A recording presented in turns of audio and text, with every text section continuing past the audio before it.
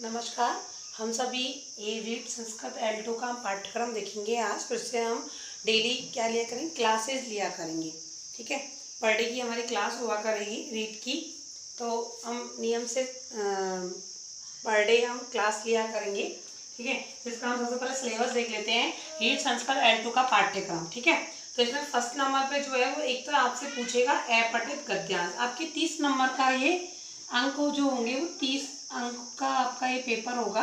ठीक है, तो इसमें जो है एक तो अपठित गद्यांश आपसे पूछेगा। ठीक है, जो अपठित गद्यांश आपको दे देगा और अपठित गद्यांश में से आपसे प्रश्न पूछेगा। तो वो प्रश्न कौन कौन से होंगे, कैसे होंगे वो प्रश्न हम देखते हैं। देखो, शब्द रूप से संबंधित आपसे प्रश्न पूछ सकता है वो। ठीक है, धातु रूप से संबंधित प्रश्न पूछेगा, कारक से संबंधित, ठीक है, विभक्ति, उपसर्ग, विभक्ति उपसर्ग से संबंधित प्रश्न पूछेगा। और कह सकते हैं हम प्रत्यय, संधि। ठीक है, ये सारी चीजें हमें दिमाग में रखनी है कि ये टॉपिक, जैसे उपसर्ग पढ़ना है हमें, प्रत्यय भी पढ़ना है, कारक भी पढ़ना है, सभी विभक्तियां उसमें शब्द रूप धातु रूप भी हमें पढ़ने हैं। ठीक है, याद करने हैं। दूसरा हम कह सकते हैं प्रत्यय के बाद हम कह सकते हैं संधि, समास, लकार। ठीक है, इनसे संबंधित भी प्रश्न पूछा जाएगा। संधि, समास, लकार। ठीक है, कि जो शब्द है वो वर्तमान काल का है कि भूतकाल का है, इस प्रकार के प्रश्न। सर्वनाम, देखो इसी अपठित गद्यांश में ही ये सभी आपकी जो व्याकरण के टॉपिक है वो सारे आ गए। कारक आ गया, विभक्ति आ गई, उपसर्ग आ गया, प्रत्यय आ गए। ठीक है, संधि, समास, लकार, सर्वनाम। एक होता है विशेषण। ठीक है, तो विशेष कौन सा है और विशेषण कौन सा है, ये छांटने का टॉपिक भी इसमें शामिल हो गया। तो विशेष और विशेषण। ठीक है, लिंग, ठीक है, स्त्रीलिंग है कि पुल्लिंग है। ठीक है, एक अव्यय। तो ये जो प्रश्न है वो एक अपठित गद्यांश आपको दे देगा और उसमें से पूछेगा कि भाई ये शब्द रूप जो कौन से शब्द जो है वो कौन सी विभक्ति का है, कौन से वचन का है। ठीक है, इस प्रकार से सर्वनाम पूछ लेगा कि इसमें कौन सा सर्वनाम है, इस पंक्ति में, इस वाक्य में कौन सा सर्वनाम है, कौन सा विशेष्य है, कौन सा विशेषण है। ठीक है, एक आपके पूछेगा अपठित पद्यांश। अपठित पद्यांश, पद्यांश का मतलब कह सकते हैं श्लोक आपको दे देगा। ठीक है, श्लोक आपको दे देगा और उसमें से वही क्वेश्चन पूछेगा। तो इसमें क्वेश्चन कौन कौन से आएंगे, जैसे वही संधि पूछेगा कि कोई भी आपको शब्द दे देगा श्लोक का और बता दे, पूछ लेगा इसमें कौन सी संधि का निर्माण हुआ है। ठीक है, समास, छंद। ठीक है, भाई श्लोक है तो छंद का आना अनिवार्य है, क्योंकि एक जो श्लोक को हम छंद कह सकते हैं।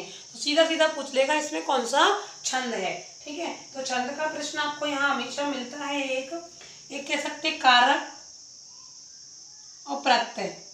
ठीक है, ये भी आपसे पूछे जाते हैं और लकार संबंधी प्रश्न भी आ जाते हैं।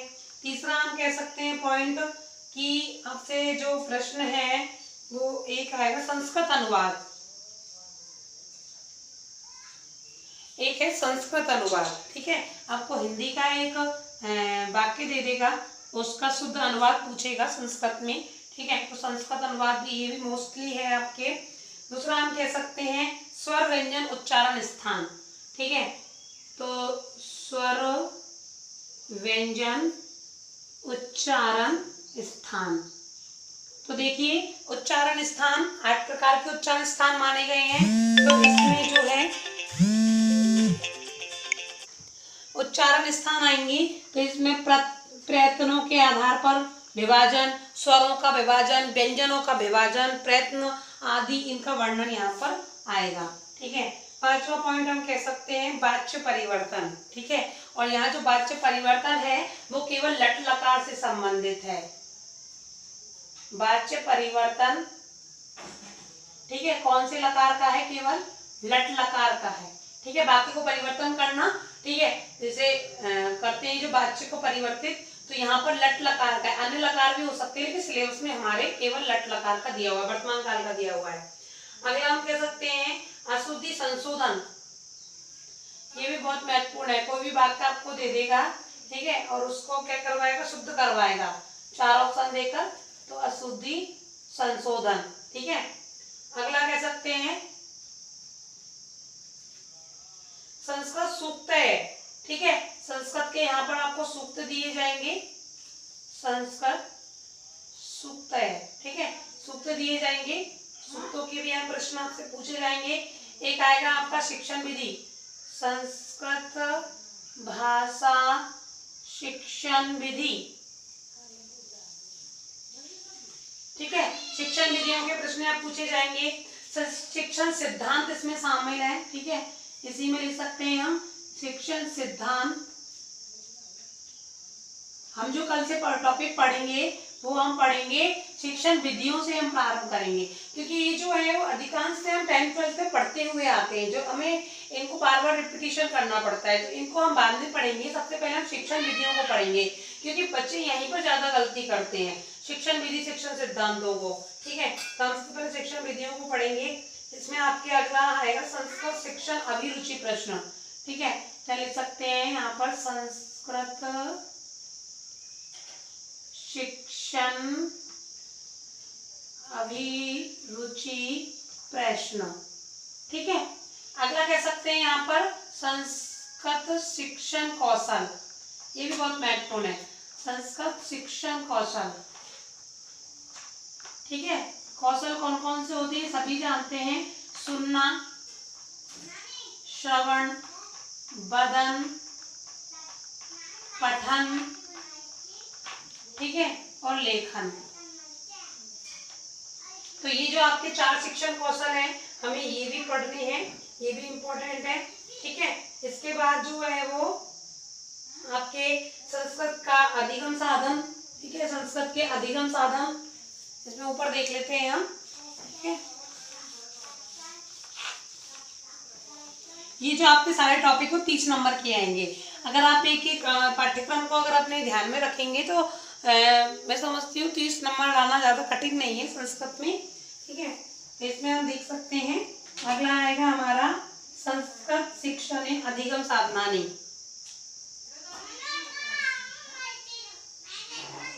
संस्कृत शिक्षण अधिगम साधनानि। ठीक है, संस्कृत शिक्षण के अधिगम साधन यहाँ आएंगे, यानी हम किन किन साधनों से संस्कृत को सीख सकते हैं। अधिगम यानी सीखना, अधिगम यानी सीखना है ना, किन किन साधनों से हम क्या कर सकते हैं, संस्कृत को सीख सकते हैं। अगला कह सकते हैं हम संस्कृत शिक्षण समस्त संप्रेषण साधनानि, संप्रेषण साधन। ठीक है, संप्रेषण साधन, तो हम सबसे पहले यही वाला पार्ट जो है संस्कृत का, यही सबसे पहले हम पढ़ेंगे। संस्कृत शिक्षण की विधियाँ, उसके सिद्धांत, उसकी अभिरुचि, ठीक है, उसके कौशल, अधिगम साधनानि, और हम कह सकते हैं इसके जो है अधिगम संप्रेषण साधन। अगला हम कह सकते हैं संस्कृत भाषा शिक्षण से मूल्यांकन संबंधी प्रश्न भी यहाँ शामिल किए गए हैं। ठीक है, संस्कृत भाषा शिक्षण से मूल्यांकन प्रश्न। ठीक है, तो मूल्यांकन प्रश्नों में देखिए आपके किस प्रकार के आएंगे, मौखिक प्रश्न। ठीक है, यानी हम बच्चे को जब मौखिक प्रश्न करते हैं तो उस प्रकार किस प्रकार के मौखिक प्रश्न होते हैं। ठीक है, मौखिक प्रश्नों के प्रकार, लिखित प्रश्नों के प्रकार, प्रश्नानाम प्रकार। ठीक है, तो ये हुए आपके। फिर अगला कह सकते हैं सतत मूल्यांकन। ठीक है, मूल्यांकन में आपका एक आएगा सतत मूल्यांकन। इस सतत मूल्यांकन यहाँ पर आएगा, एक आएगा उपचारात्मक शिक्षण।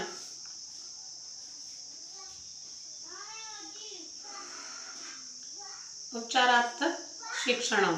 ठीक है, तो ये आपका रीट का एक सिलेबस है संस्कृत का। इसे अगर हम अपने दिमाग में रखते हैं, ठीक है, तो कोई भी दिक्कत नहीं आएगी और हम आसानी से अपने 30 नंबर को कवर कर सकते हैं। 30 नंबर मैं प्रयास करूंगी कि आपके 30 में से 30 नंबर आए। तो हम सबसे पहले ये शिक्षण विधियों का ही पाठ प्रारंभ करेंगे कल से।